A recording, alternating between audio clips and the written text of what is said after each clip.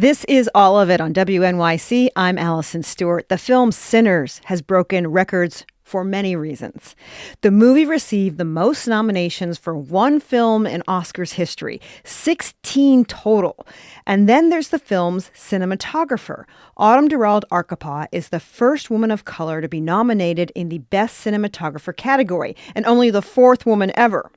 Her work shows range. She shot Ryan Coogler's Black Panther sequel, Wakanda Forever, capturing the spirit of a huge action movie. Her independent chops can be seen in the hauntingly beautiful film, The Last Showgirl. Sinner stands out in the scope of Autumn's work because the movie was shot entirely on two large format lenses, IMAX and Ultra Panavision 70, which we'll find out what that actually means in practice. Please welcome Oscar-nominated cinematographer Autumn Durald Arkapaw. She is part of our Big Picture series spotlighting Oscar-nominated talent who work behind the camera, in this case, with the camera. It's nice to meet you, Autumn. Nice to meet you. Pleasure. So when Ryan first told you the idea for this film, how did he describe it to you? And what was your immediate reaction? Well, he actually, I didn't know what I was getting, so he sent me the script, and I knew it was going to be a period piece, and I knew that he wanted to shoot on film, and so that's all I knew. So he sent it to me the night before I went into principal photography on Last Showgirl, and so I was in Vegas in my hotel room, and he sent it to me, and I read it, and obviously you can imagine if you didn't know what you were about to read and you read something like that, your mind just, my mind kind of blew up, and I was like, damn, this is very good. Where did this come from? So since we don't live in the same town and I was about to start a movie, I wrote him a long email just with my thoughts, and then finally, when that movie wrapped, we always have a phone call where he kind of goes over what it means to him and, where the idea came from and gives me like a reference or two. And we just talk about it. Like, my most important thing is to really know what he's after and what his vision is. So he's my biggest inspiration, really. That was interesting that you wrote a long email. I wondered what you would do with your thoughts initially. Do you picture board them? Do you write notes to yourself? Do you refer to old movies? How do you go about sort of having a vision for what this could be? It may change, but Yeah. initially. No, it's a good question. I think a few months ago I went back and looked at that email, All right. which was fun. And I might do it now after this talk. Because I'm trying to remember what I wrote. I think it's a very honest, genuine reaction, to be honest, because this is my friend as well, right? So, ultimately, I'm just like, I'm proud of this friend, like on, one side of it, and I'm like, damn, this is good, and where did this come from? And this is great writing. These are the things that popped out for me. So I'll kind of just say, and in the script, it started out with the farmhouse scene with Jack jumping into frame. That is not how the movie opened. Yes. That's my favorite So scene. That's one of my favorite scenes in the whole thing. it is my second favorite scene. And so you can imagine like when you start reading it, and I remember I asked him later, I was like, why did you like what made you start out like that? And he's like, well, I wanted to grab the audience, and it's a very cinematic way to get someone involved into a world and a script, and it worked. And so that was obviously my first comments on the email. Was about that scene. And by the way, that scene wasn't supposed to be shot in IMAX originally. It was supposed to be in the 5 perf Ultra Panavision 70, which is the wider aspect ratio. So he decided to turn it into IMAX later. And so it's nice to hear it's your favorite because it looks like that because, he made that decision. So it was nice. It's amazing. He's dropping out of the sky at the worst possible moment for him. What's your favorite scene? If that's your second favorite scene, what's your favorite scene? Well, this sounds funny now because it's what opens the film. It's the church scene, yeah. What they decided to open the film. Yeah, those are my two favorites. I would have to go with church first. Yeah, it was just a very emotional scene, emotional day. I like everything that went into that, like the building of the set that Hannah Beekler, she made that from scratch. The costumes, the characters, Saul Williams, Miles Caton, like these performances in there are beautiful. I felt like I was at church, so special. We're focusing on the cinematography category for today for our Big Picture series, spotlighting Oscar nominees who work behind the camera. My guest is Autumn Durald Arkapaw, the Sinners cinematographer. You said you knew Ryan Coogler before. When did you guys first meet? We met through, Bradford Young is a good friend of mine. I met him really early on, I think after graduating AFI. One of my biggest inspirations as a DP, but also just like in life, to be honest. It just happens that he's a DP. So he's like a brother to me. He recommended me to Ryan early on when he needed a DP for Creed, because Rachel Morrison, who's also a friend, Mhm. was having a baby, and the schedule wasn't working out. So Bradford suggested me. It did not work out. I think the studio didn't think I had enough credits at the time. So we did not meet. And fast forward many years later, when he was looking for a DP for Wakanda, because Rachel decided to direct and schedules weren't aligning, she texted me and she said, Ryan wants to talk to you. I think it would be a good fit. So she spoke to Ryan about me. And then we had a Zoom call. That was the first time we met on a Zoom. And the first time we met in person was in the production office. That's sort of wild. I like that idea of another person recommending you for a film and Mm, not just keeping it to themselves. mm. Yeah, no, I've built a whole career that way. Like I think my most important relationships are with people that were my friends that thought I would get along with someone else really well and work well with them. I think that makes for a great filmmaking team. All right, let's talk about the two large formats. I'm going to pretend like I kind of understand them. I sort of Mm, understand them. IMAX and Ultra Panavision 70.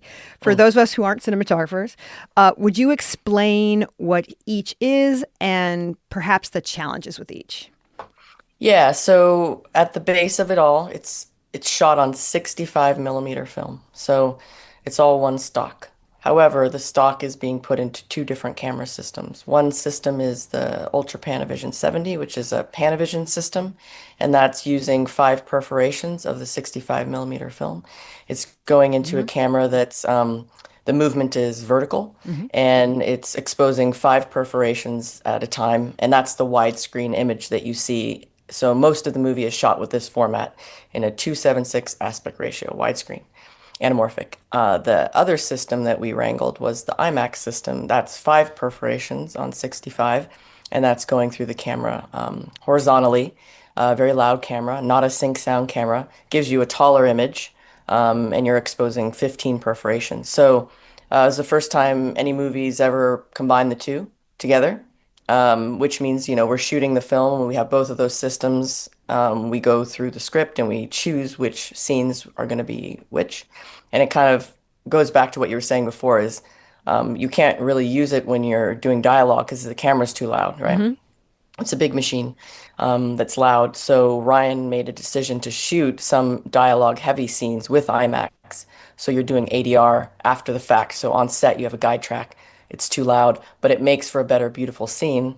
And now your favorite scene, because we were able to shoot this dialogue scene with this beautiful format. So that's in a nutshell what the film is shot on.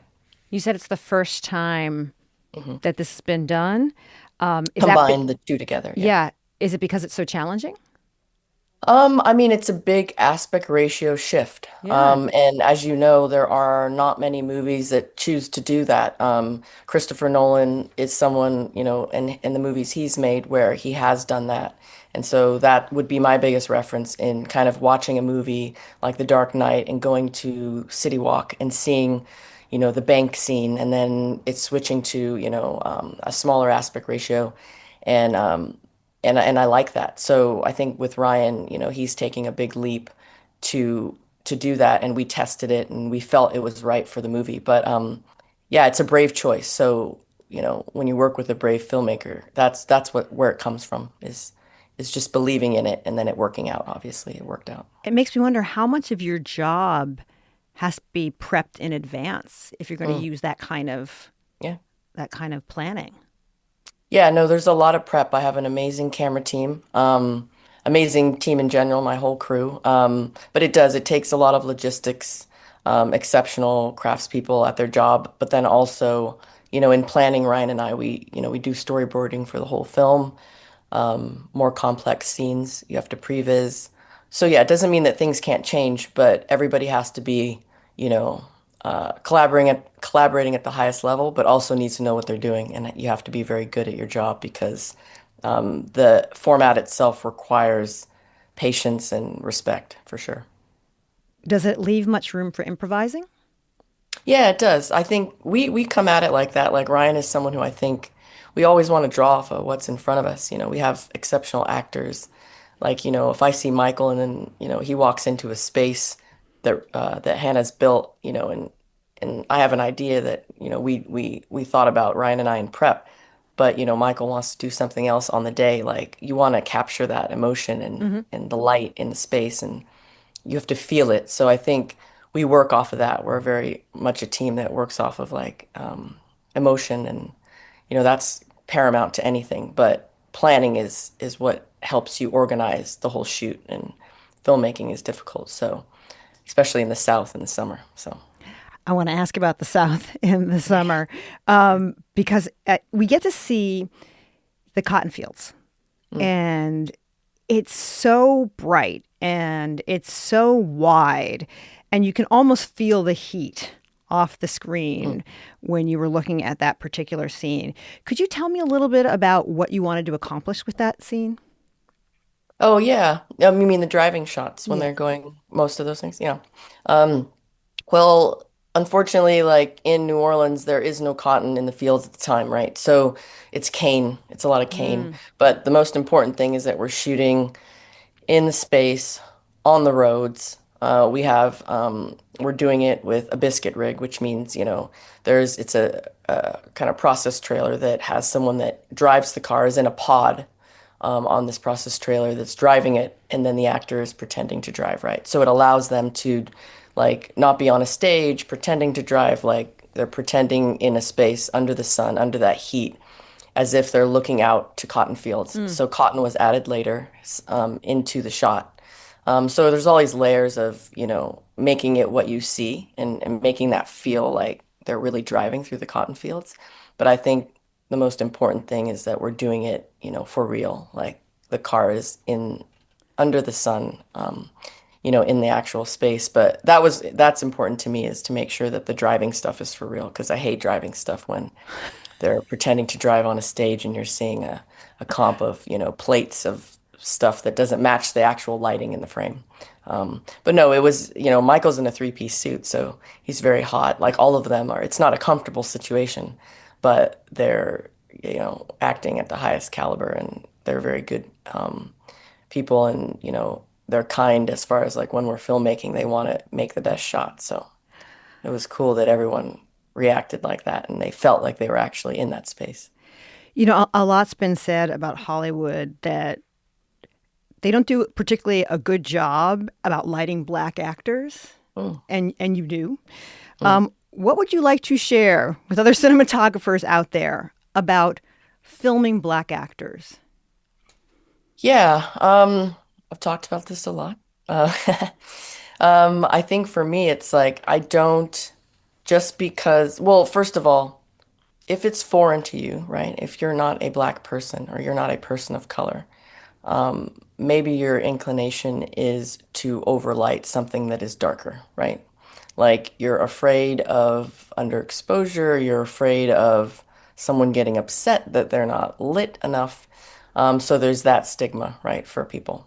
For me, because I am a person of color, and I understand different skin tones and I like the way they sit in a darker zone. I also appreciated Bradford Young as someone who is I'm very close with, and I appreciated the work that he did early on film in general. And there's such a beauty to that. So I saw that, that inspired me. And so, moving forward, I think you have to be brave. You have to be brave with your exposures. You have to understand that people can look beautiful in the shadows and light it in a way that you're, you know, showcasing the reflective nature of something. You're Mm. not overlighting something because it's dark. Like within the darkness, there's beauty, there's different tones, there's different colors. So it's just an appreciation that I understand. And, I know deep down inside what that should look like. And Ryan, supports me in that process because someone is going to say something's too dark, obviously. But you have to be like, trust me, I got this. Like, this is the way that it should look. This is where the beauty is in the darkness sometimes. My guest is Autumn Durald Arkapaw, the Sinner cinematographer. She's nominated this year for an Academy Award. Okay, you've got two Michael B. Jordans. Oh, couldn't the world have two Michael B. Jordans? I know. It's you He's the have loveliest. truly. I don't even know him, and I just say that. I can tell from his spirit that he's a good soul. Exactly. His spirit. That's a great comment. But you do have to shoot him as two different characters. Mm. What was the most challenging part about shooting two Michael B's? I think for me, and I know this, with Ryan as well, is like the actor's doing most of the work, right? Like it is not easy to, I mean, first of all, it's not easy to be in front of a camera in general. I've experienced this recently. So I feel for them. But to do that, to have one performance, to change your whole mindset, to get off, to go off set, maybe you have 30 minutes, obviously you're being rushed, to come back as another person and perform again and do the same thing over again as a completely different person. There's so much beauty and power in that, and he did it exceptionally. So he's doing most of that. I don't want to mess that up. I want to make sure that I'm capturing that in the best way that is real. So he's doing everything, right? Like he has to, like the A side, the B side, and we're putting those together. We're matching lighting. We're making sure that camera movement feels of the space. It feels right. And then we're working with VFX because there is a simple way to shoot twinning, which is, a locked off camera and you put the two shots together. Then there's a more complex way. I want to move the camera around or I want to put on Steadicam. Or now Michael's maybe fighting each other, so he's touching himself. Like there are different layers of how complex twinning can be. And it's our job to make sure that we're all on the same page. It's very tedious on set but that at the end of the day, we're doing justice to his performance. Because at the core of all of this work, making it look real, making it look beautiful, is the performance. So I think just really like respecting him and, Ryan and him are very close and want to make sure that we do right by him and that it feels real to the audience. Because there's so many people now, they're like, oh, I thought he was two people. So we've done our job well. We spoke to Raphael Sadiq last week about his work on I Lied to You, and the song is certainly featured in the film and certain and aspects of the film, certain emotional aspects, supernatural aspects of the film. How did you think about your positioning during that film, your moving during that one sequence when the spirits in the skies open up? Yeah, I think Ryan wrote it as something that would be he wrote it as one paragraph. It was one like dense paragraph in the script. I think he put it in italics. He reminded us of that because I couldn't remember. In And it italics, he put just it like, in like pay italics, yeah. attention And I to think this. yeah, exactly. He said it in a Q&A recently. He was like, I think that just meant like we need to figure this out. It's very cute. I was like, oh yeah, it's true. But that's again with the thing, it's like there's respect, right? Like I read it, it's beautifully written. It was so imaginative. Like it's a brave choice, right? You're reading a script and all of a sudden it takes a left turn, right? And it causes you to, open up your mind. It's educating you. It's making a statement. It's beautiful. So I like that. I like that kind of thing. I like someone being brave like that to be like, I'm going to interrupt this movie now and I'm going to go this direction and I want people to go with me and they're going to believe in me and I'm going to say something important.